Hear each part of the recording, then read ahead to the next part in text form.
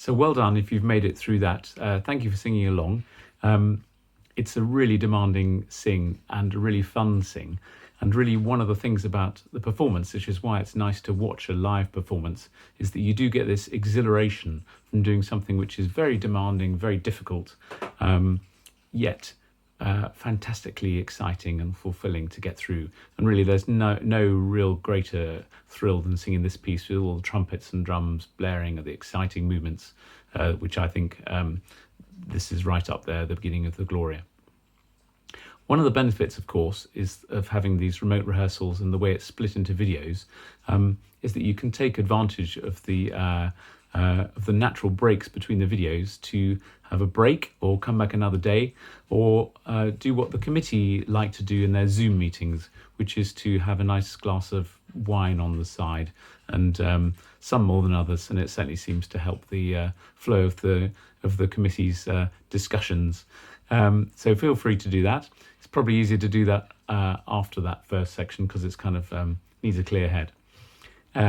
Anyway, so moving on to the Et in Terra Pax section, the second half of this movement, which actually has a new number in the newer edition.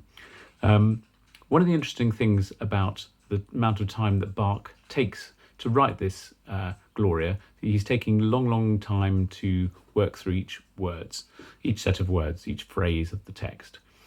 Normally, when composers set the Gloria, they are working in a liturgical setting, so that, in other words, they're writing, as Bach did a lot of the time,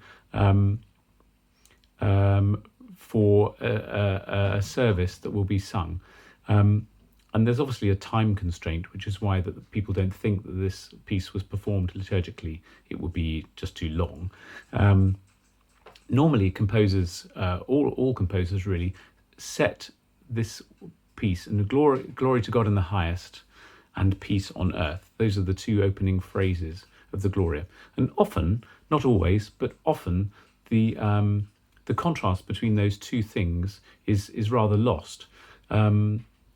It's the opening phrase of the thing, glory to God in the highest and peace to on earth. That's the first phrase that people normally do, and that's fine in a service. But because this is a more extended whole world is much more extended, and he's lingering on each text, he can really point out the contrast between these two ideas. And from a musical point of view, he does that in a number of ways. And you'll notice you can't. One of the things, obviously, from piano rehearsals, you're not aware of the difference in orchestration so much.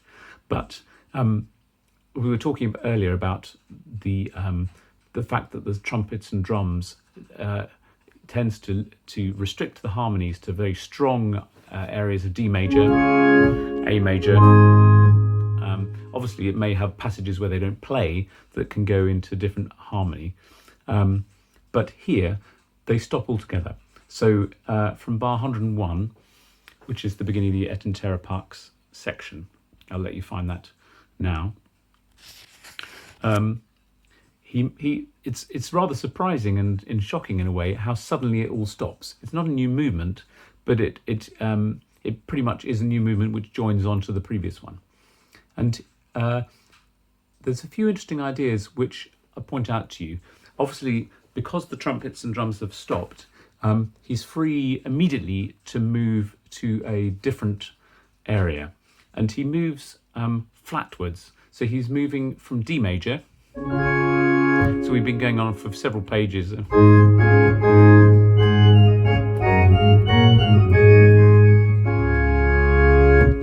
So we've ended up there very strongly in D major. He moves immediately towards G major, which is so D major's got two sharps and G major has one sharp. So that means that it's in a way a less bright key. And he introduces that with the basses on the third beat of bar 101 with this C natural. I can't remember if some of you have got new barring. So if you have bar 1 at Et in Terra Pax, I'm talking about bar 1 for you. So we have this sounds like this. You get the basses introducing this new idea.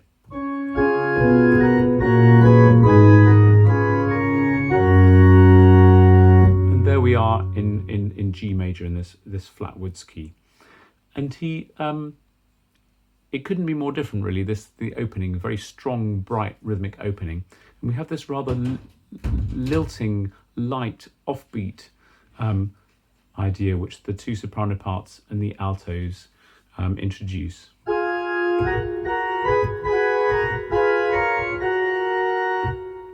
Which is very kind of a beautiful, expressive thing, totally different from what's gone before. And that's taken up by, in the second bar of this section, by the strings.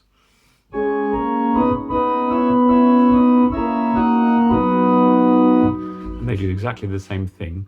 And then that idea is developed. So he's taking the, and then continuing. And that idea continues and continues. And because the trumpets and drums are not in, he's free to go to many more tonal areas. So you'll see by bar 107, we've got to B major. And then we move on to the end of that opening section at bar 113, when the bass of the orchestra has this long, sustained bottom E. And we have a long instrumental section before bar 120. And I'll let you find that now. So what Bach does here at bar 120, or the upbeat 121, is he takes this idea which he's introduced, this offbeat idea, and he turns it into a little fugal section. So like he did in the second bit of the first Kyrie, we've got the voices coming in one by one. And this is quite a regular, you'll remember that when we talked about the opening of the whole piece, not apart from the first few bars, but once the Kyrie, that bit starts, that the voices come in pairs, and they are, you get two, and then there's a bit of a longer gap, and then another two, and then the last one. Here, they're evenly spaced. So this is quite strict. So you have the opening idea,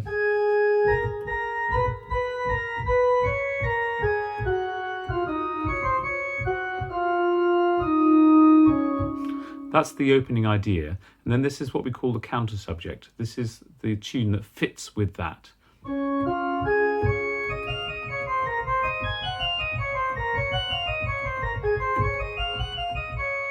And so on.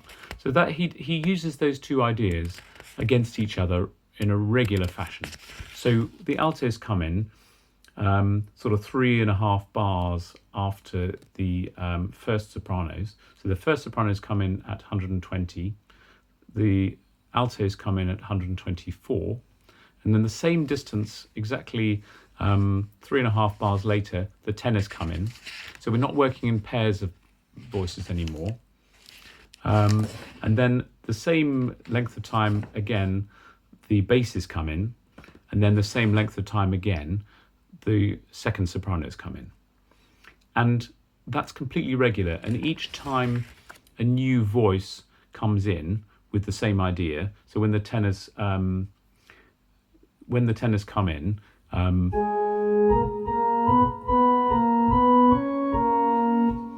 in bar 127, the altos have the thing that I call the counter subject.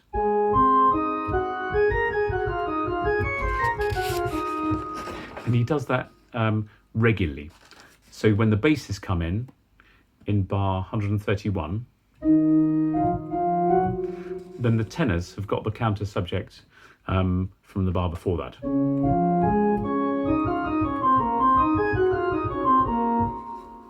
And even when the second sopranos come in, then the basses have that counter subject starting in bar 134.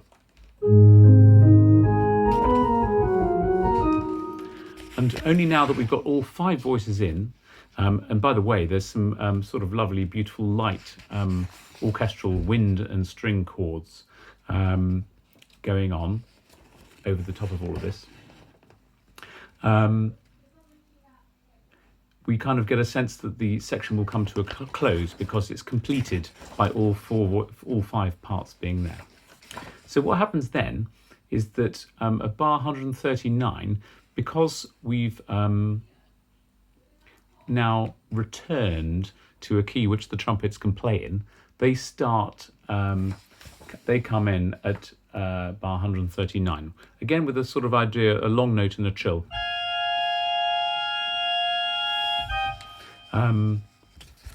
And then the choir then starts, instead of singing whilst that is going on, the choir is singing all together et in terra pax, and does that twice. That section then ends and the trumpets finish for a while at 147. No timps in this. Oh yes, we do have timps. 3 trumpets, by the way. 3 trumpets and timps. And they finish at bar 147. And then this time we get the, what happens is that he has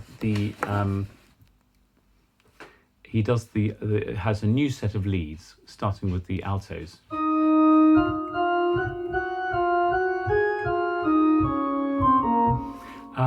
But the counter subject is already going. The sopranos had started it in bar 146, which you know already. So those two ideas are fitting together in the same sort of way. And again, because the trumpets and timps are stopping, we're free to go into a lot more different keys. And they come in finally at 157, at the same time as the second sopranos. It's interesting how the second sopranos often are the last part to come in, and kind of that he uses them as the kind of completing idea. So they come in, and then at 157, the trumpets have this idea, that idea which was introduced at the beginning of the Et in Terra Pax.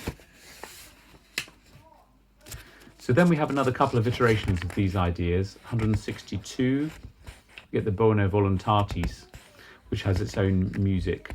And we're gradually working towards the close. There's some fantastic moments at about bar 167 where the trumpets have these kind of fanfare-like figures. So listen out for that. And the trumpets, and again the second sopranos, have the final word with this few subject, this tune at bar 173. The first trumpet and the second sopranos have this together and finish the movement, which is fantastically triumphant and exciting with everything blazing, everybody's going, and the trumpets, not just 2 trumpets as you might have in a lot of the kind of classical symphonies which followed this era, but the 3 trumpets is kind of super bright and super exciting. So do have a listen to these and have a sing along.